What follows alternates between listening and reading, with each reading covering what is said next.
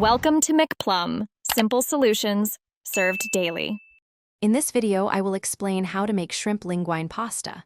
First, gather all your fresh ingredients, including 1 pound of shrimp, 12 ounces of linguine, and several cloves of garlic. Next, prepare your shrimp by peeling and deveining them thoroughly.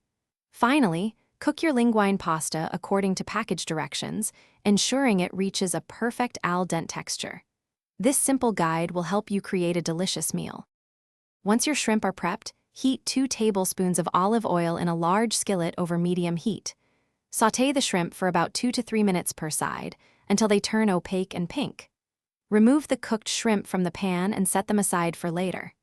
Meanwhile, drain your cooked linguine, but remember to reserve about 1/4 cup of the starchy pasta water. It's crucial for the sauce. Now let's build that amazing sauce. In the same skillet, add a bit more olive oil if needed, then sauté 3 cloves of minced garlic and 1/2 teaspoon of red pepper flakes for about 1 minute until fragrant. Deglaze the pan with 1/4 cup of dry white wine or chicken broth, scraping up any brown bits. Finally, stir in 2 tablespoons of butter, the juice of 1 lemon, and the reserved pasta water. It's time to bring it all together. Return the cooked linguine and the sautéed shrimp to the skillet with the sauce. Toss everything gently to ensure the pasta and shrimp are evenly coated with that delicious, flavorful sauce.